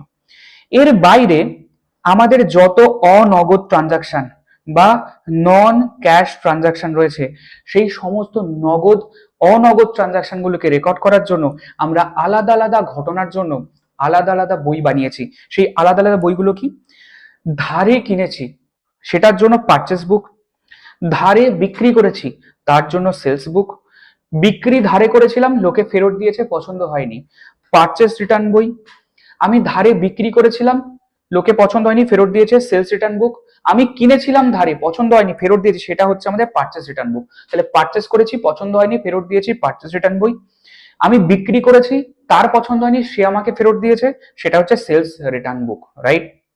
এরপর বিলস রিসিভেবল বুক, যার কাছে আমরা টাকা পাই, তারা আমাকে একটা বিল দেয়, সেটাকে রেকর্ড করার জন্য বিল রিসিভেবল বুক। বিলস পেয়েবল বুক, যে আমার কাছে টাকা পায়, তাকে আমি টাকা না দিয়ে একটা বিল দিচ্ছি, সেটা রেকর্ড করার জন্য বিলস পেয়েবল বুক। এবং এই নন ক্যাশ ট্রানজাকশন গুলোর ছাড়াও আরো কিছু ট্রানজাকশন এক্সট্রা পড়ে থাকে, যা ওপরের কোনো বইয়ের মধ্যে লেখা সম্ভব হচ্ছে না বেশ কিছু কারণবশত। অর্থাৎ সেটা না তো ক্যাশ ট্রানজাকশন, সেটা না তো ক্রেডিট ট্রানজাকশন, না তো এই ধরনের কোনো ট্রানজাকশন, রাইট? তার জন্য একটা স্পেশাল আলাদা বই বানানো হয়, অর্থাৎ এটাকে বলতে পারি আদার্স। আদার্স অর্থাৎ ওপরের বইগুলোর মধ্যে এমন কোনো ট্রানজাকশন লেখা সম্ভব হয়নি, সেই সমস্ত আদার ট্রানজাকশন গুলোকে আমরা লিখবো জার্নাল প্রপার বা প্রকৃত জাবেদার মধ্যে, রাইট? এরপরে আমাদের বুককিপারের প্রথম কাজ কমপ্লিট। প্রথম কাজ কি? সমস্ত ট্রানজাকশন গুলোকে হিসাবের বইয়ের মধ্যে প্রাথমিকভাবে ডেট ওয়াইজ পরপর লিখে রাখা, সেটা এই অবধি আমাদের কমপ্লিট হয়ে গেল। এবার বুককিপার কি করবে? লেজার বানাবে, এবং লেজারের মধ্যে কি করা হয়? শ্রেণীবদ্ধকরণ বা ক্লাসিফিকেশন। ক্লাসিফিকেশন মানে কি? গ্রুপ বানানো, একটা একটা করে গ্রুপ বানিয়ে দেওয়া। অর্থাৎ সারা বছর ধরে যত ক্যাশ ট্রানজাকশন হয়েছে, সেগুলো সব ক্যাশ অ্যাকাউন্ট, অর্থাৎ নিজের বাড়িতে, অর্থাৎ ক্যাশ রিলেটেড যা যা ঘটনা ঘটবে সব নিজের বাড়িতে। পারচেস রিলেটেড যা যা ঘটনা ঘটবে পারচেস অ্যাকাউন্টের মধ্যে। সেলস যত ঘটবে নিজের বাড়ি, সেলস অ্যাকাউন্টের মধ্যে। অর্থাৎ আলাদা আলাদা ঘটনার জন্য আলাদা আলাদা অ্যাকাউন্টের আলাদা আলাদা আমাদের ঘর কাটবো, ছক কাটবো, আলাদা আলাদা আমাদের অ্যাকাউন্টস বানাতে হবে। সেটা কি বলা হয়? Laser account. কি বলে? Laser account, right? সেই লেজার অ্যাকাউন্টের মধ্যে এই সমস্ত ট্রানজাকশনস গুলো থেকে নিয়ে নিজের নিজের আলাদা আলাদা অ্যাকাউন্ট বানানো হবে, এবং সেই রিলেটেড সমস্ত ট্রানজাকশন গুলোকে ওই নিজের নিজের বাড়ির মধ্যে পাঠানো হবে। এটাকে বলা হয় শ্রেণীবদ্ধকরণ বা ক্লাসিফিকেশন বা লেজার পোস্টিং। এবং লেজার পোস্টিং করার পর সারা বছরের শেষে ওই অ্যাকাউন্টের মধ্যে, ওই বাড়িটার মধ্যে টোটাল কত লোক রয়েছে, টোটাল কত ব্যালেন্স রয়েছে, সেটাকে বার করতে হবে, এবং সেটাকে বলবো ব্যালেন্সিং করা বা ব্যালেন্স বার করা। এবং যেই এখানে বুককিপার পৌঁছে গেল, বুককিপারের কাজ, বুককিপিং এর কাজ এন্ড হয়ে গেল। তাহলে আমি বলতে পারি এইখানে দাঁড়িয়ে আমাদের যেই এইখানে পৌঁছলাম, এন্ড হয়ে গেল কিসের কাজ? বুককিপিং এর কাজ আমাদের এন্ড হয়ে গেল। এবং যেই বুককিপিং এর কাজ শেষ হয়, শুরু হবে কার কাজ? অ্যাকাউন্টিং এর কাজ, রাইট? তাহলে আমাদের অ্যাকাউন্টিং বা হিসাব নিকাশের কাজ শুরু হয় এখান থেকে। আমাদের আমাদের স্কুলের আমাদের যারা কোশ্চেন করে তাদের একটা ফেভারিট প্রশ্ন রয়েছে যে অ্যাকাউন্টিং বা হিসাব নিকাশের কাজ শুরু হয় কার পরে? তাহলে আমরা বলবো বুক কিপিং এর পরে শুরু হয়। আরো যদি স্পেসিফিক্যালি বলি, লেজার পোস্টিং এর পর, লেজারের কাজ যেই কমপ্লিট হয়ে যায়, সেই লেজারের পর আমাদের কিন্তু অ্যাকাউন্টিং বা হিসাব নিকাশের কাজ শুরু হয়। তাহলে চারটে অপশনের মধ্যে যেটা থাকবে সেটা আমরা অ্যান্সার দেবো। তাহলে বুক কিপিং এর পর শুরু হয় অ্যাকাউন্টিং এর কাজ। তাহলে হিসাব নিকাশ বা অ্যাকাউন্টিং এর কাজ শুরু হয় কার কাজ শেষ হওয়ার পর? বুক কিপিং এর কাজ শেষ হওয়ার পরে। এবার কে কাজ করবে? এতক্ষণ ধরে বুককিপার কাজ করছিল, এবার কে কাজ করবে? এবার কাজ করবে অ্যাকাউন্টেন্ট, রাইট? তাহলে অ্যাকাউন্টিং এর কাজ কে করে? অ্যাকাউন্টিং এর কাজ করে হচ্ছে বুক, আমাদের অ্যাকাউন্টেন্ট কাজ করে থাকে হচ্ছে অ্যাকাউন্টিং এর কাজ বা হিসাব নিকাশের কাজ। এবার আমরা দেখব হিসাব নিকাশের কাজের মধ্যে কি কি কাজ হয়। সবার প্রথম কাজ, সবার প্রথম কাজ হচ্ছে সংক্ষেপণ বা সামারাইজিং। অর্থাৎ এখান থেকে যা যা তথ্য অ্যাকাউন্টেন্টের কাছে পৌঁছলো, সেই সমস্ত তথ্যগুলোকে নিয়ে অ্যাকাউন্টেন্ট কি করবে? অ্যাকাউন্টিং এর কাজ শুরু করবে। এবং অ্যাকাউন্টিং এর কাজের মধ্যে সবার প্রথম কাজ কি? সংক্ষেপণ বা সামারাইজ করা। সামারাইজিং এর মধ্যে প্রথম কাজ করবে হচ্ছে রেওয়া মিল বা ট্রায়াল ব্যালেন্স বানাবে। এবং ট্রায়াল ব্যালেন্সটাকে আমরা বলতে পারি primary checking of any arithmetic fault বা অ্যারিথমেটিক এরার্স। অ্যারিথমেটিক এরার্স কাকে বলে? যে অঙ্ক সংক্রান্ত, যোগ বিয়োগ সংক্রান্ত যদি কোনো ভুলভ্রান্তি থাকে, তাহলে কোথাও 500 টাকা যোগ করে দিয়েছি, কোথাও 500 টাকা যোগ করতে ভুলে গেছি, এই সংক্রান্ত ভুল বুক কিপারের যা কাজ ছিল তার মধ্যে যদি কোনো ভুল থাকে, অ্যারিথমেটিক্যাল বা যোগ বিয়োগ সংক্রান্ত বা এই ধরনের কোনো ভুল যদি থেকে থাকে, সেই ভুলগুলোকে ধরার জন্য প্রাইমারি চেক পোস্ট, অর্থাৎ প্রাইমারিলি চেক করছি যে বুক কিপারের কাজে কোনো ভুল আছে কিনা, অ্যারিথমেটিক্যাল কোনো ভুল আছে কিনা, সেই ভুলগুলোকে চেক করার জন্য আমরা রেওয়া মিল বা ট্রায়াল ব্যালেন্স বলতে পারি। তাহলে ট্রায়াল ব্যালেন্সকে অ্যাকচুয়ালি আমি কম্পেয়ার করতে পারি একটা গেট বা একটা চেক পোস্ট। বুক কিপারের কাজ শেষ হয়েছে, অ্যাকাউন্টিং এর কাজ শুরু হবে, তাই অ্যাকাউন্টিং আগে চেক করতে চাইছে যে কিছু ভুল আছে কিনা, সেই ভুলগুলোকে প্রাইমারিলি ধরার জন্য যে চেক পোস্ট, যে গেটটা বানিয়েছে, সেই গেট বা চেক পোস্টের নাম হচ্ছে রেওয়া মিল বা ট্রায়াল ব্যালেন্স, রাইট? এবার প্রাইমারি চেকপোস্ট থেকে যেই পাস হয়ে গেল, অর্থাৎ ভুলগুলো ধরা পড়ে গেল, ঠিক হয়ে গেল, পাস হয়ে গেল, সেই তথ্যগুলোকে নিয়ে অ্যাকাউন্টেন্ট কি করবে? অ্যাকাউন্টেন্ট প্রথম হিসাব নিকাশের বই বা ফাইন্যান্সিয়াল স্টেটমেন্ট, ট্রেডিং অ্যাকাউন্ট বানাবে, তারপরে বানাবে প্রফিট অ্যান্ড লস অ্যাকাউন্ট, তারপরে বানাবে ব্যালেন্স শিট। কোন অ্যাকাউন্টের মধ্যে কি কি আসে? ট্রায়াল ব্যালেন্স, তাহলে আমি বলতে পারি প্রাইমারি চেকপোস্ট,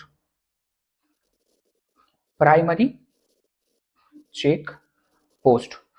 ট্রেডিং অ্যাকাউন্টের মধ্যে যত পারচেস করেছি, যত সেল করেছি, ইত্যাদি ইত্যাদি দেখানো হবে, এবং এখান থেকে আমাদের গ্রস প্রফিট পাবো, অর্থাৎ সারা বছর ব্যবসা করে গ্রস কত টাকা ইনকাম করেছি। এরপর লাভ ক্ষতির হিসাব, নাম শুনেই বুঝতে পারছি সারা বছর বিজনেস করে অ্যাকচুয়ালি কত টাকা প্রফিট হয়েছে, নেট প্রফিট লস কত টাকা হয়েছে সেটা আমরা জানতে পারবো। তাহলে নেট প্রফিট অর লস জানতে পারবো লাভ ক্ষতির হিসাব থেকে। এরপর এই দুটো তথ্য জানার পর লাভ ক্ষতি জেনে গেলাম, এবং সারা বছর ব্যবসায় কত টাকার অ্যাসেট আছে এবং কত টাকার লাইবিলিটি রয়েছে, সেই সমস্ত তথ্যগুলোকে লিখে রাখার জন্য আমরা বানাবো হচ্ছে উদ্বর্তপত্র বা ব্যালেন্স শিট। চলো, তাহলে আমরা পৌঁছে গেলাম কোথায়? অ্যাকাউন্টেন্টের কাছে। অ্যাকাউন্টেন্ট কি কি কাজ করলো?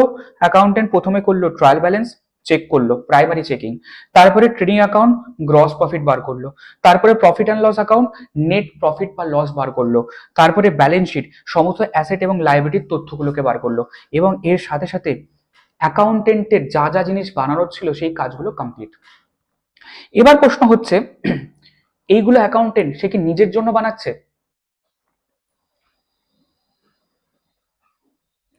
চলো, একজন বলছে, আচ্ছা এভরিথিং ইজ ক্লিয়ার কিনা সবাই একটু জানাও।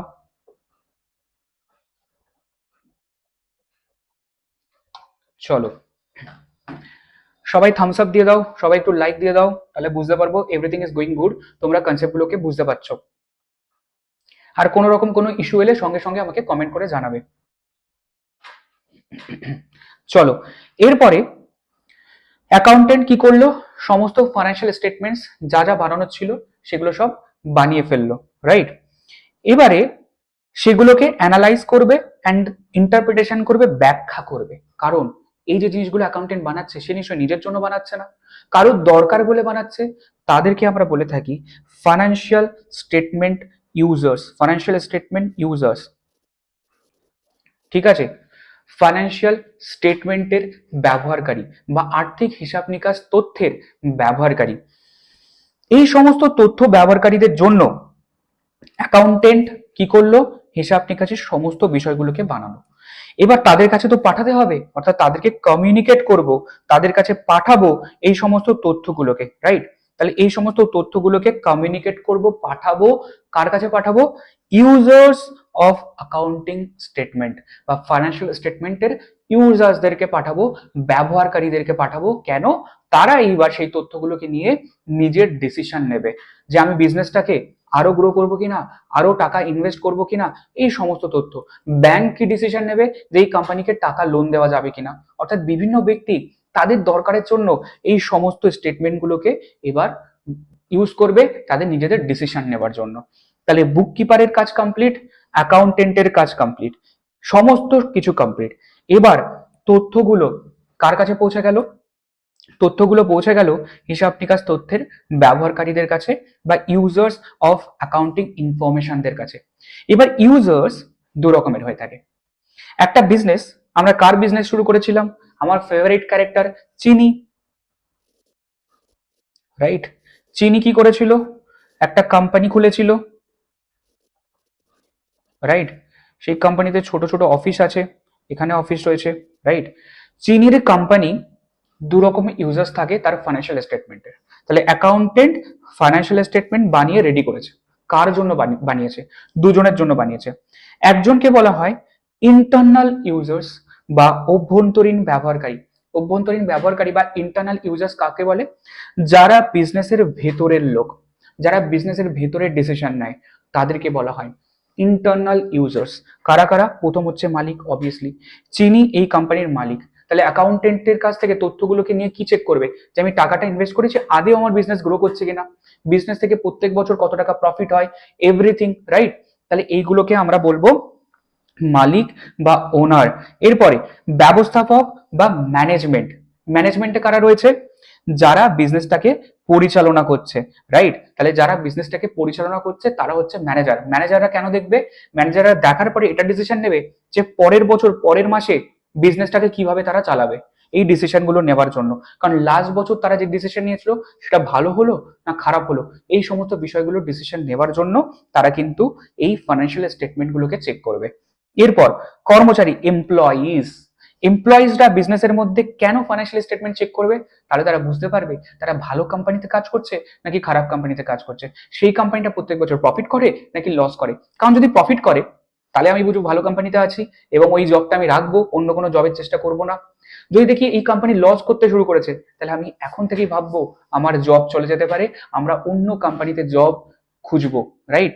তাহলে ওনার বা মালিক, ব্যবস্থাপক বা ম্যানেজার, কর্মচারী বা এমপ্লয়িজ, এরা হচ্ছে হিসাব সংক্রান্ত তথ্যের ইন্টারনাল ইউজার্স বা অভ্যন্তরীণ ব্যবহারকারী। এরপর বাহ্যিক ইউজার্স, বিজনেসের বাইরের যত লোক রয়েছে তারা সবাই হচ্ছে এক্সটার্নাল ইউজার্স বা বাহ্যিক ব্যবহারকারী। কারা কারা? ব্যাংক। ব্যাংক তোমার বিজনেসের ইনফরমেশন কেন চেক করবে? তুমি লোন চেয়েছো, তো লোন তো এমনি এমনি দিয়ে দেবে না, তা লোনের জন্য সে আগে তোমার কত টাকার অ্যাসেট রয়েছে, কত টাকার লাইবিলিটি রয়েছে, কত টাকা প্রফিট করো, সমস্ত তথ্য চেক করবে। তাহলে ফাইন্যান্সিয়াল স্টেটমেন্টের এক্সটার্নাল ইউজার্সের মধ্যে একটা হচ্ছে ব্যাংক বা অর্থলগ্নিকারী প্রতিষ্ঠান। তারপর হচ্ছে ইনভেস্টার বা বিনিয়োগকারী। ইনভেস্টার বা বিনিয়োগকারী কেন চেক করবে? কারণ তারা টাকাটা ওই কোম্পানিতে ইনভেস্ট করবে কি করবে না, এই ডিসিশনটা নেবার জন্য। এরপর ক্রেডিটার্স বা পাওনাদার। ক্রেডিটার্স বা পাওনাদার কেন চেক করবে? আমি টাকা পাই তোমার কাছে, তোমার বিজনেসের কাছে, এরপরেও তুমি আমার কাছে ধার চাইছো, আমি তোমাকে আদৌ ধার দেবো কি?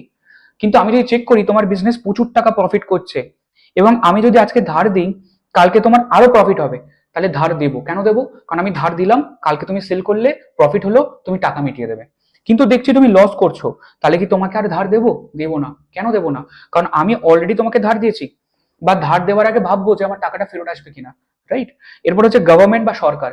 গভর্নমেন্ট কেন চেক করবে? গভর্নমেন্ট চেক করবে ট্যাক্স নেবার জন্য, কারণ তুমি প্রফিট করবে, সরকার বলবে ট্যাক্স দাও, তাহলে আদৌ কত টাকা ট্যাক্স দেবে, আদৌ ট্যাক্স দেবে কিনা, এটা চেক করার জন্য গভর্নমেন্ট তোমার ফাইন্যান্সিয়াল স্টেটমেন্ট চেক করতে পারে।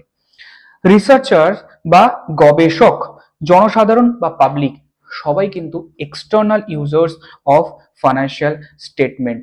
কারণ সবাই তার নিজের নিজের কোনো না কোনো স্বার্থে, কোনো না কোনো কারণে তোমার ইনফরমেশন গুলোকে চেক করে। তাই তারা হচ্ছে এক্সটার্নাল ইউজার্স বা বাহ্যিক ব্যবহারকারী, আর ভেতরের ব্যবহারকারী বা ইন্টারনাল ইউজার্স। এই টপিকটাও কিন্তু ভেরি ভেরি ইম্পর্টেন্ট, কারণ এখান থেকে একটা না একটা এমসিকিউ 100% গ্যারান্টেড আসবেই আসবে। এখনো পর্যন্ত যা টপিক পড়েছি, তোমার যদি কোনো ডাউট থাকে, যদি কোনো প্রশ্ন থাকে, একবার কমেন্ট বক্সে জানাতে পারো। দেন আমরা আর কয়েকটা ছোট ছোট টপিক রয়েছে এই চ্যাপ্টারে, সেটাকে কন্টিনিউ করব।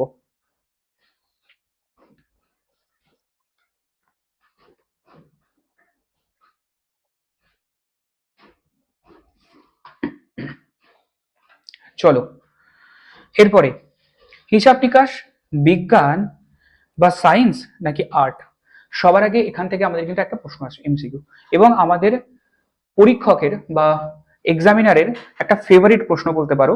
সেটা হচ্ছে আমাদের হিসাব নিকাশ বা অ্যাকাউন্টিং আমরা বিজ্ঞান বলবো, সায়েন্স বলবো নাকি আর্ট বলবো? তো দেখি সায়েন্স কাকে বলে। দেখো, যখন কোনো জিনিস আমরা রিসার্চ করে প্রাথমিকভাবে প্রুফ করে কোনো একটা জ্ঞান পাই, কোনো একটা তথ্য আবিষ্কার করি এবং তার বেসিসে কোনো একটা কাজ করি, সেটাকে বলা হয় সায়েন্স। তাহলে সায়েন্স কিন্তু নিজের চিন্তা ভাবনাকে আগে কাজে লাগায়, সেটাকে আগে প্রুফ করে, তবে সেটা কিন্তু সাইন্টিফিক রেজাল্ট হয়ে দাঁড়ায়। এবং সাইন্টিফিক রেজাল্ট কথার অর্থ হচ্ছে যেটা হচ্ছে প্রুভেন ফ্যাক্ট, আগে থেকে সেটা প্রুফ করা হয়েছে, সেই জিনিসগুলোর উপর বেস করে যদি আমরা কোনো কাজ করে থাকি, সেটাকে বলা হয় সাইন্টিফিক ওয়ার্ক বা সায়েন্সের কাজ। হিসাব নিকাশের মধ্যে কি হয়, কিছু কিছু জিনিস, যে সমস্ত মেথড বা যে সমস্ত পদ্ধতিগুলো শিখছি, যেগুলো অনেক বছর ধরে অনেক ব্যক্তি রিসার্চ করে দুতরফা দাখিলা পদ্ধতি আবিষ্কার হয়েছে, সেগুলোকে সব রিসার্চ করে বিভিন্ন পদ্ধতি আবিষ্কার করার পরে আমরা আজকে বর্তমানে ইউজ করছি।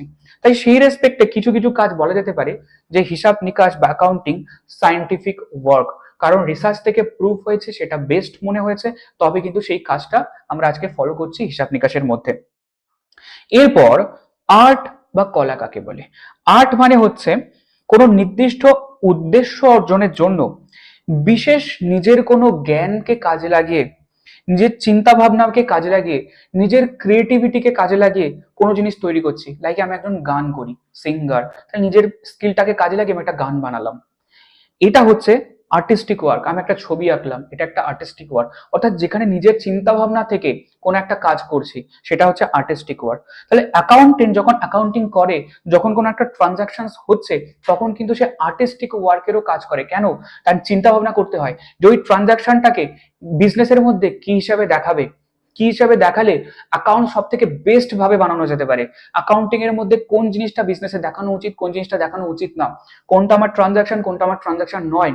তাই একজন অ্যাকাউন্টেন্ট বা অ্যাকাউন্টিং এর মধ্যে সায়েন্টিফিক কাজও করতে হয়, আর্টিস্টিক কাজও করতে হয়।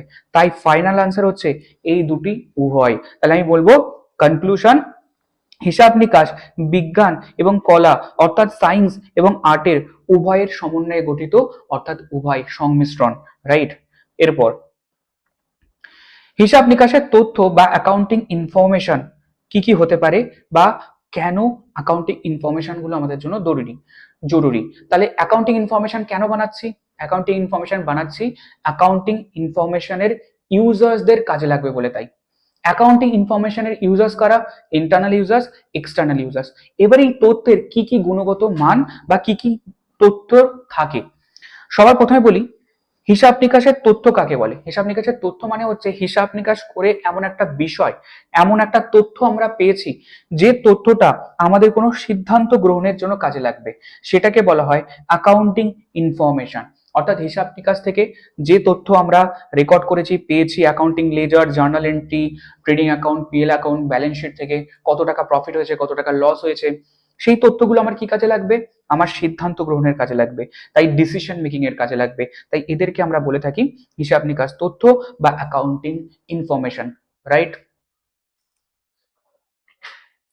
চলো, অ্যাকাউন্টিং ইনফরমেশনের মধ্যে কি কি তথ্য আমরা জানতে পারি। সবার প্রথম তথ্য লাভ ক্ষতি সম্পর্কিত তথ্য বা প্রফিট অ্যান্ড লস ইনফরমেশন, অর্থাৎ বিজনেস থেকে কত টাকা প্রফিট হয়েছে, কত টাকা লস হয়েছে, সেই প্রফিট বা লস জানার জন্য, বিজনেসের লাভ বা ক্ষতি জানার জন্য আমরা বানিয়ে থাকি ট্রেডিং অ্যাকাউন্ট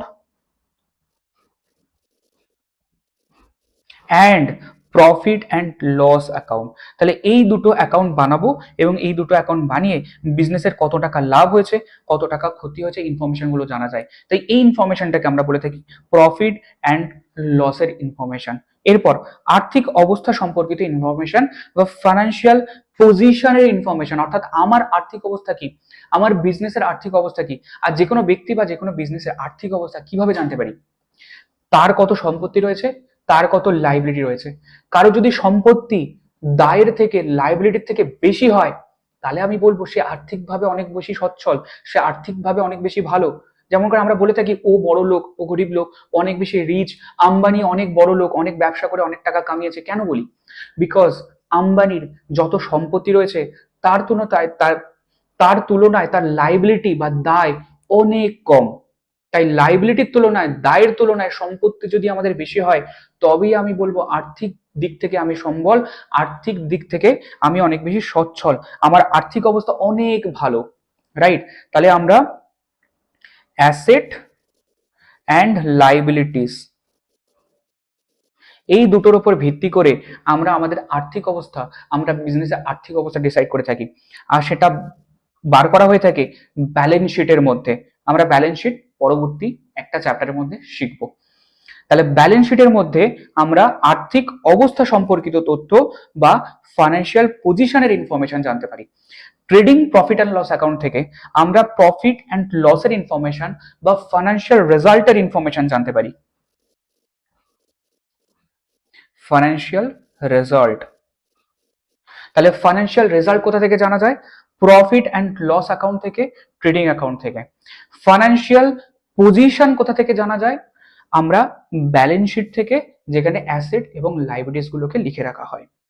এরপর আরো একটা ইনফরমেশন আমাদের জানা যায়, তার জন্য আমরা বানিয়ে থাকি cash flow statement. Cash flow statement,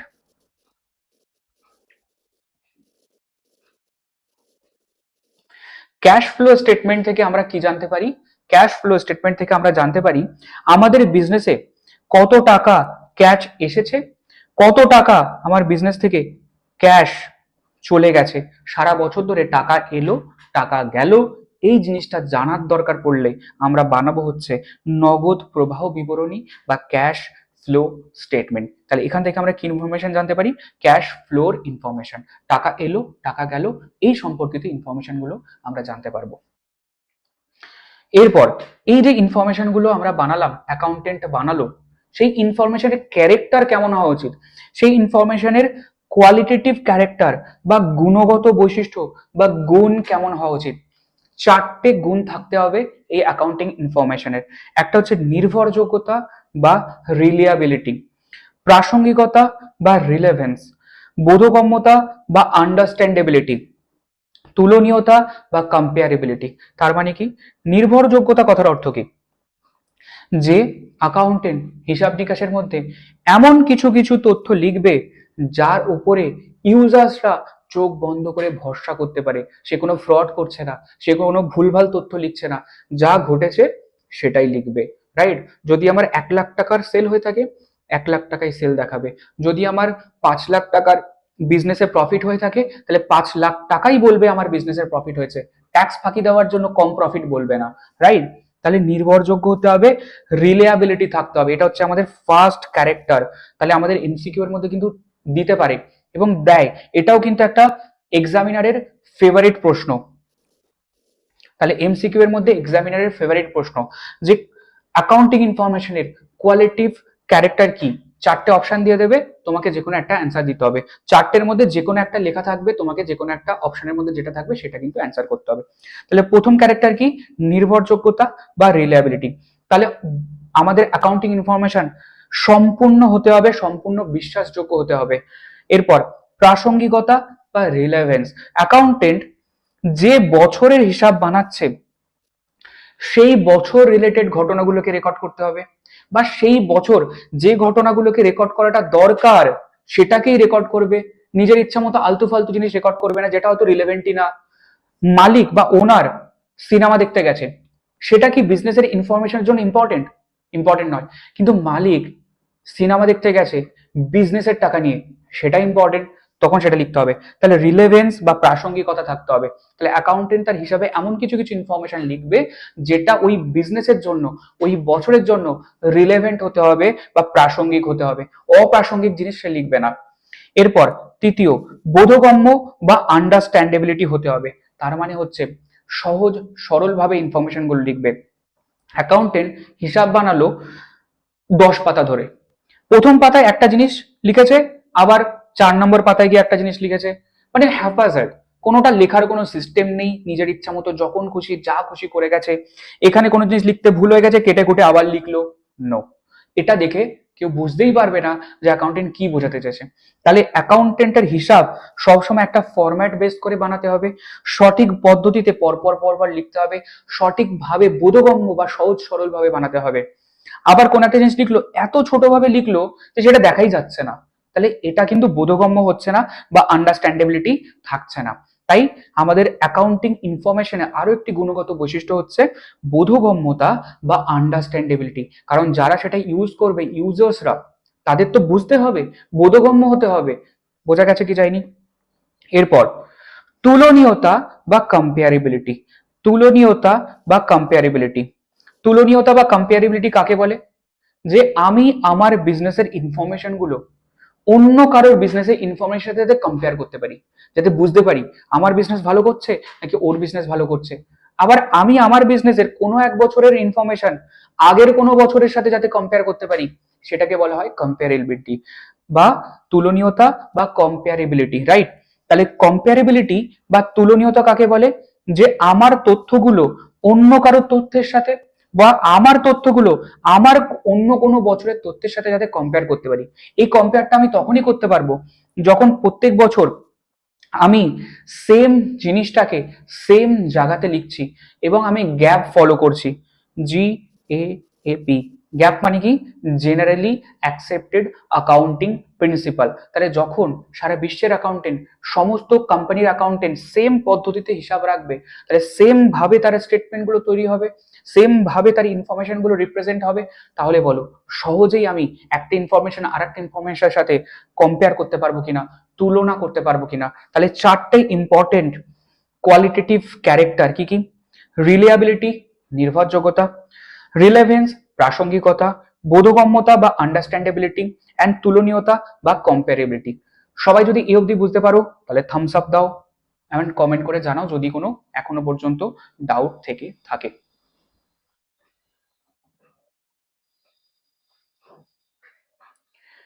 চলো আমাদের এই চ্যাপ্টারের লাস্ট টপিক, আজকের লাইভ হোপ লাইভ ক্লাসের লাস্ট টপিক, সেটা হচ্ছে ব্রাঞ্চেস অফ অ্যাকাউন্টিং।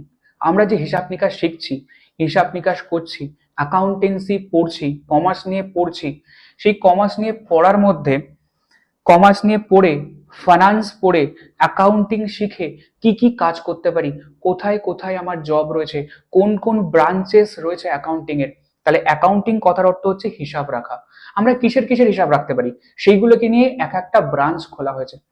সবার প্রথম হচ্ছে ফাইন্যান্সিয়াল অ্যাকাউন্টিং বা আর্থিক হিসাব নিকাশ, অর্থাৎ যে হিসাবের মধ্যে, যে অ্যাকাউন্টিং এর মধ্যে টাকা পয়সার হিসাব রাখা হয়, আর্থিক হিসাব রাখা হয়, তাকে বলা হয় আর্থিক হিসাব নিকাশ বা ফাইন্যান্সিয়াল অ্যাকাউন্টিং।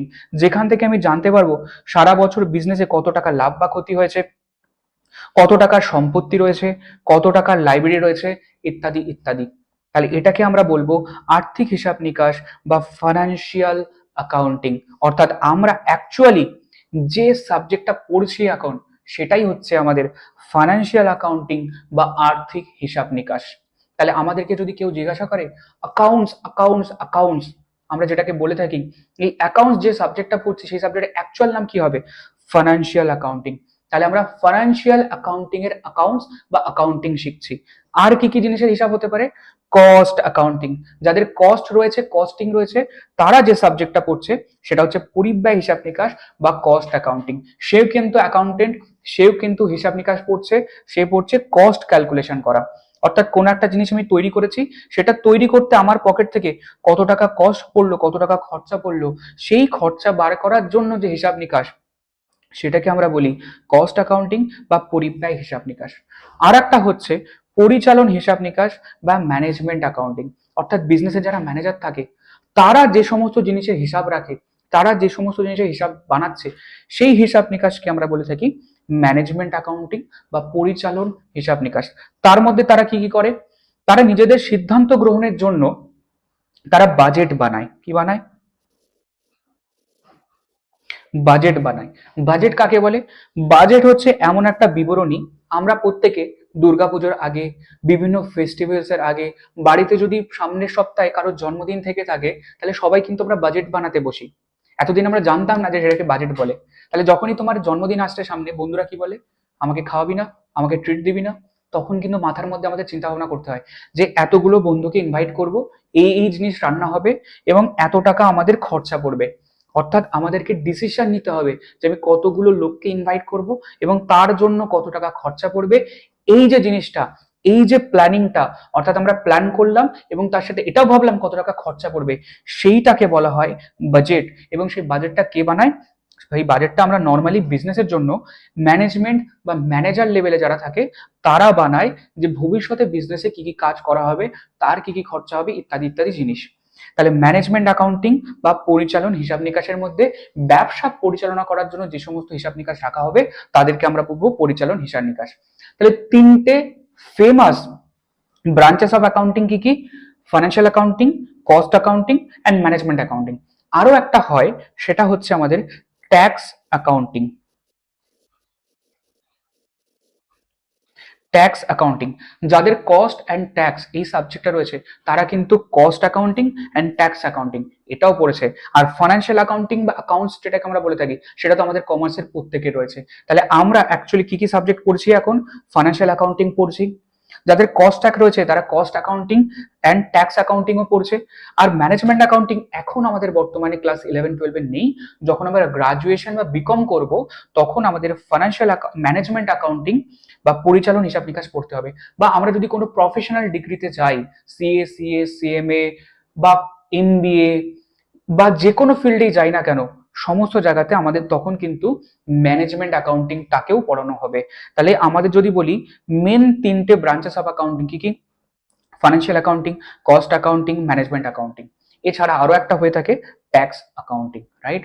এবং এর সাথে সাথে আমাদের ক্লাস 11 সেমিস্টার 1 এর অ্যাকাউন্টসের ফার্স্ট হোপ লাইভ ক্লাস আমরা এন্ড করছি। আশা করি এই চ্যাপ্টার থেকে আর একটাও কনসেপ্ট তোমাদের আজকের পরে প্রবলেম থাকবে না। এই চ্যাপ্টারের সমস্ত এমসিকিউ তোমরা 100% পারবেই পারবে।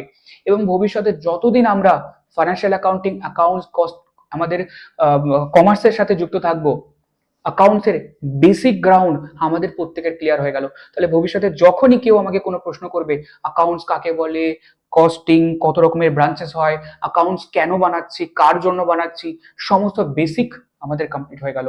এরকম ভাবেই আমরা ক্লাস 11 এবং ক্লাস 12 প্রত্যেকের accounts, cost tax, law audit, business প্রত্যেকটা কমার্সের সাবজেক্টের আমরা day by day chapter wise আমরা ক্লাসগুলো করতে থাকবো।